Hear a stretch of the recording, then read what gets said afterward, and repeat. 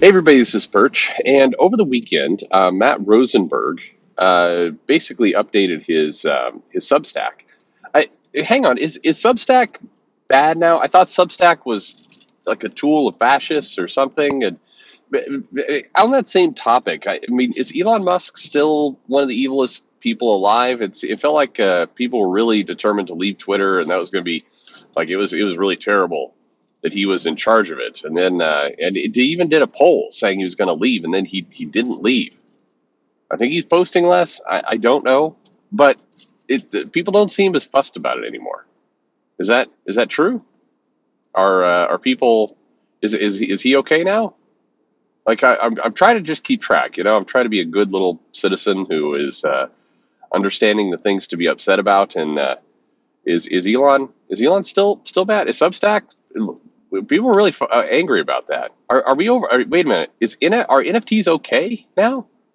What about AI? Is AI still bad? NFTs trending good. Elon okay again. I mean, everybody wants a Tesla apparently, or maybe they blow up. I don't know. Anyways, it's very hard to keep track. Anyway, Matt Rosenberg updated his Substack, and why is he? He has a newsletter he regularly comes out with, but in this case, he is responding to the Joker pregnant tragedy. Tragedy, yes, it is a tragedy, a controversy, and I mean, spoilers. He describes it well. He describes it this way. He says.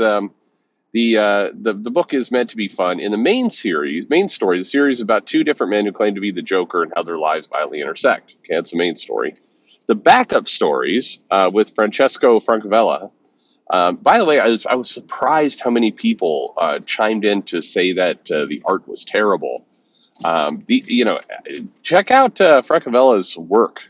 Like a couple months ago, people were all over him because he posted on Twitter some pictures of, I don't know, one of the female superheroes, and they were quite busty. And people were like, this is what comic art needs to be.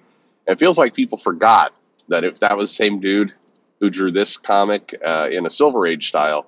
Anyway, well whatever. It's the winds of change.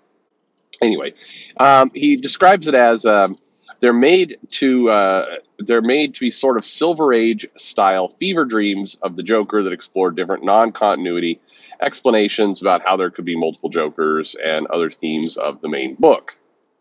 Now, if that sounds familiar to you, yes, that was the video I did, that it was a Silver Age thing. Anyway, he describes some of the other stories as a magic mirror, faking his own death so he could see what people would say at his funeral, accidentally had himself sewn to the body of a gorilla, and various other kind of silliness. Anyway, this is along the same. But he said we want to pay tribute to the fun old stuff of DC's history, where Batman becomes two-dimensional, Superman turns himself into a lion, a tree, an ant, or Jimmy Olsen marries a gorilla. Now I start to suspect that old Matt Rosenberg watched my video on the topic because I used all of those covers in the video. And then he says, or Lois Lane turns herself black, and then he crosses that one out and says, well, not that one. That was also in the video. I am Maddie. Hey, Maddie from the Bronx. I think you listen to my channel.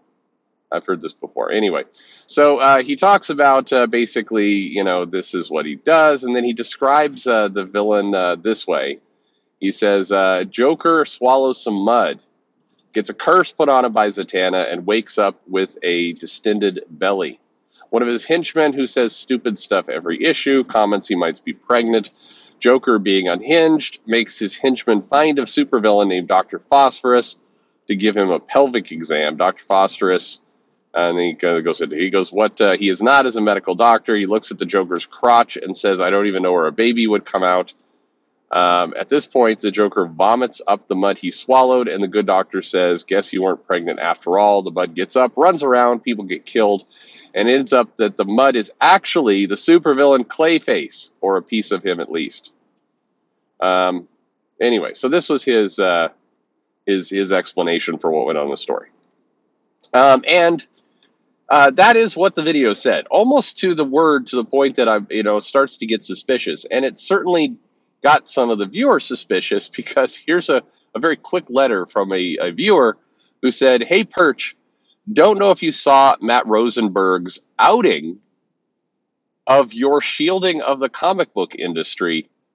Matt Rosenberg basically confirmed that you're a shill who carries water for comic books by using your half-baked excuse for what the story was about to hide the fact that he's grooming children. Your channel is trash." That's the mail. That's the entire mail. He didn't even cite it. It's rude. Anyway, so uh, I don't know where to begin. In the Substack, Matt Rosenberg goes on to basically thank Fox News and several of the other news agencies. He mentions a bunch of them. The Post. I don't know. There's a bunch of kind of cheap shots. Fox News looks at the Joker as an inspirational character, and so on. Where does he? Oh, the Post, Fox News, Channel One Russia. Channel One Russia. Matt, you shouldn't be watching Channel One Russia. They're the enemy. Come on, Matt. You don't. What are you doing? Anyway, several news items do, and basically he makes a comment of thank you. The issue is got additional demand is selling more. Now it doesn't technically sell more. What happens is the orders are baked at the comic shop, but it definitely means it will sell out, meaning comic shops will report that they don't have extra copies that is hanging around on the stands. For what it's worth, I went into a comic shop 2 days ago. This would be, during the Martin Luther King weekend, and they still had copies, but whatever. I mean, there definitely has been more of a run on this issue. I've got a couple Facebook groups I'm in where some retailers are asking each other if they've got the comics, they could, get it for a customer or whatever. But it leads me to kind of the point of all this, which is, all right, so let's assume for a moment that all the outrage, all the Joker pregnancy storyline and the subsequent fallout, let's assume that did cause people to either hate buy or speculator buy or whatever it happens to be the comic, and that as a result, that issue has now, quote unquote, sold more. When all is said and done, 2 years from now, if they look at the sales of that comic, unless it goes into second print, which it won't, the sales will still look the same as the issue before it and the issue after it, because those sales are already baked to the direct market. But anyway, let's say this all sold more, and got Matt some attention. So, what's the likely next steps here? Well, in my mind, the likely next steps are more stunts like this. I mean, if you're a comic writer, and you're looking to make a name for yourself, and you're writing comics off and on, let's say you've written a couple things for the big two, but not much. You're not a Dan Slott. They're not doing Disney Plus documentaries on you. And you see that this backup story gets a ton of attention, gets on Fox News. They mention your name. I mean, Matt should be happy they didn't screw up his name like they did with the artist. What would you do? Well, you'd do more. If you were looking to get your name out, you'd do stunts like this. Now, I don't think that the Corsair Jerry Duggan pregnancy is going to that people can only really tolerate one of the same controversy at once. This is one of the flaws comic books has is. Somebody gets attention for something and they all go in and do the exact same thing. You gotta mix it up a little bit. Fox News is not going to cover Cyclops' dad has a croissant in his belly. They're not going to do that.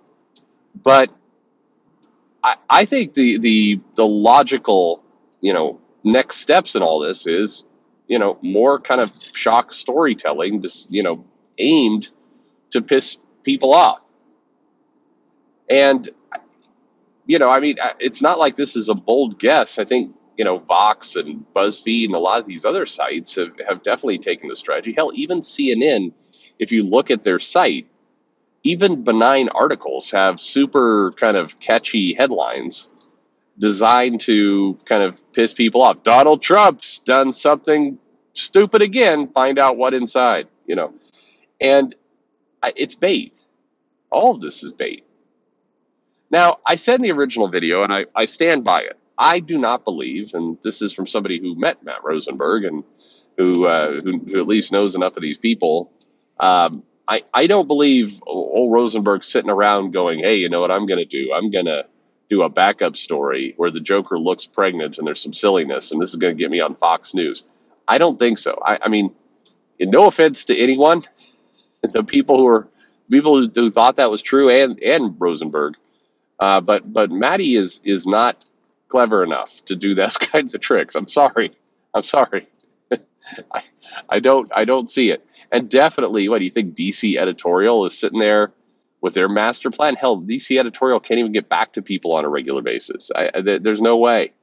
There's no way that that this was all I I, I just would be surprised. I know several of you disagree hard. You believe that old Maddie, this is all a desperate con in order to get people mad and kind of pave the way for acceptance of male pregnancy. Anyway, but again, knowing the individuals, it's just that's not how people think. That's not how this individual thinks anyway. No, I don't think so. Unfortunately, and by the way, no, to the letter writer, no, I'm not feeding these guys ideas. I'm not also. It's not like Matt, calls me up or sends me a DM going, hey, Perch, I've got some troubles here. People are upset about this. I did this Joker pregnancy story in order to try and legitimize male pregnancy, and people have caught on. I'm not sure what to do, and I'm like, okay, here's what you do. You're gonna say it's Clayface. No, that mail, that call, that DM, none of that ever happened. They're not reaching out to me. I mean, shit. Look at the terrible PR that goes on comics on a regular basis. You think it wouldn't be? I'm no genius at PR, but it wouldn't be this bad if they were calling out to me. I promise you that. But no one's calling out to me, and no one would take my advice if they did. I just thought it was obvious. I mean, the little mud creature ran around and then changed his appearance. In the history of Batman, there's only one character that does that, Clayface.